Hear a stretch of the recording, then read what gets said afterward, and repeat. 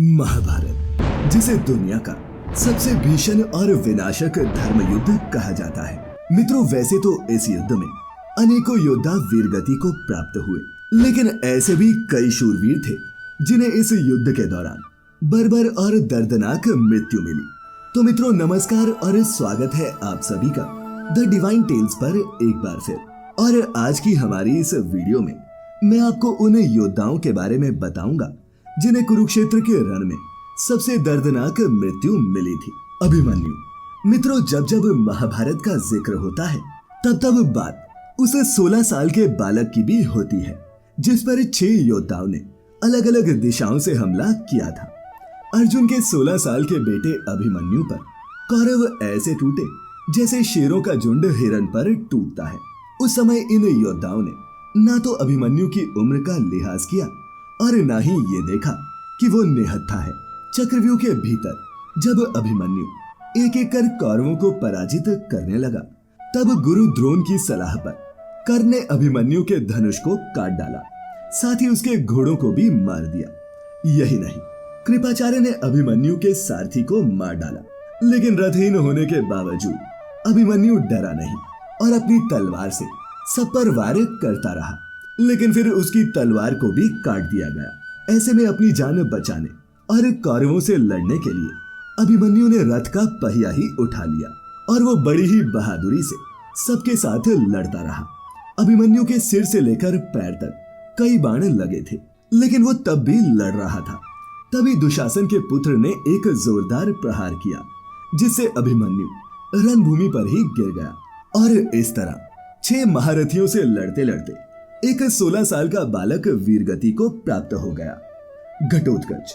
मित्रों, भीम और हिडिंबा के पुत्र घटोत्कच की मृत्यु भी महाभारत के युद्ध में सबसे दर्दनाक मृत्यु में से एक थी। घटोत्कच ने हमेशा से ही अपने पिता और बाकी परिवार के हृदय में स्थान प्राप्ति की अभिलाषा रखी थी। और मित्रों, वो घटोत्कच ही था जिसने कर्ण को अपना शक्ति अस्त्र, जो उन्होंने अर्जुन के लिए बचा कर रखा था, चलाने पर विवश कर दिया था। दरअसल श्री कृष्ण के कहने पर ही भीमपुत्र घटोत्कच कर्ण से युद्ध करने गया था।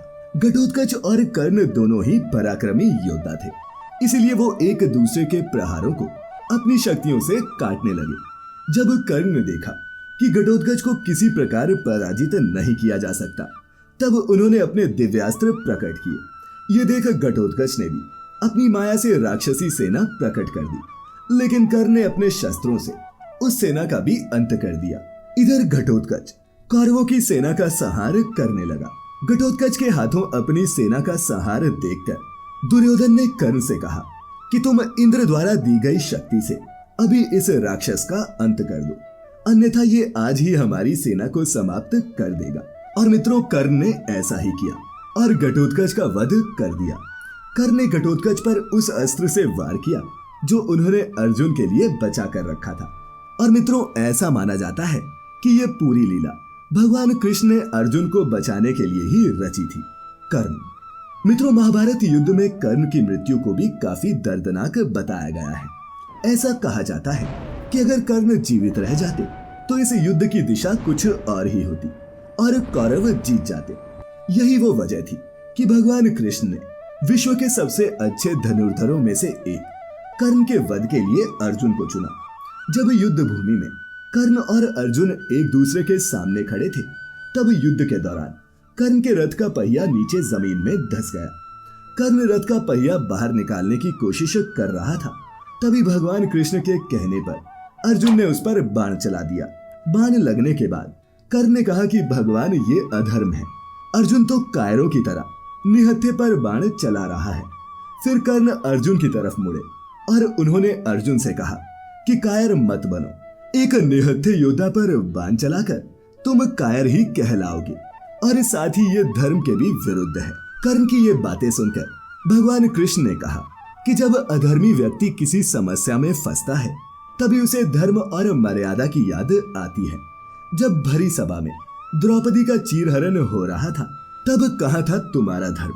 दूसरी तरफ जब तीरों से कर्ण को घायल करने के बाद अर्जुन सहित सभी पांडवों को ये पता चला कि कर्ण, जिसे वो घायल कर चुके हैं, वो उन्हीं के ज्येष्ठ भाई हैं, ऐसे में कर्ण को मृत्यु की ओर जाता देख पांडव भी रोने लगे और इस तरह महाभारत का एक महान योद्धा कर्ण वीरगति को प्राप्त हो गया। भीष्म, जिन्होंने सदैव निस्वार्थ हस्तिनापुर की सेवा की थी और जीवन भर अपने वचन से बंधे रहे, उनके लिए इच्छा मृत्यु एक वरदान था या फिर अभिशाप, इसे समझना थोड़ा मुश्किल है, क्योंकि जो मृत्यु उन्हें मिली वो अत्यधिक पीड़ादायक थी। महाभारत के युद्ध में जब कौरवों की सेना पांडवों की सेना पर भारी पड़ने लगी तो पांडवों को हार जाने का डर सताने लगा, क्योंकि भीष्म पितामह पांडवों की सेना पर लगातार भारी पड़ते जा रहे थे। ऐसे में भीष्म को हराने के लिए शिखंडी अर्जुन के साथ उसके रथ पर सवार होकर भीष्म पितामह के सामने आ गए। भीष्म ने स्त्रियों पर शस्त्र नहीं उठाने की प्रतिज्ञा ली थी। अब चूंकि शिखंडी स्त्री से पुरुष बना था और भीष्म ने स्त्रियों पर शस्त्र नहीं उठाने की प्रतिज्ञा ली थी, इसी कारण भीष्म ने अपने शस्त्र नीचे रख दिए। तभी अर्जुन ने शिखंडी को ढाल बनाकर भीष्म पर तीरों की वर्षा कर दी और भीष्म को पराजित कर दिया। अर्जुन के बाणों से छलनी हुए भीष्म पितामह बाणों की शैया पर आ गए और फिर कई दिनों तक बाणों की शैया पर रहने के बाद भीष्म ने मृत्यु को अपनाया था।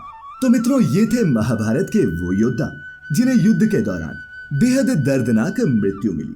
अगर आपको हमारी ये वीडियो अच्छी लगी हो तो इसे अपने मित्रों रिश्तेदारों के साथ साझा अवश्य करें और ऐसी सभी धार्मिक और आध्यात्मिक जानकारियों के लिए जुड़े रहें द डिवाइन टेल्स परिवार के साथ। तो मित्रों, फिलहाल आज के लिए बस इतना ही।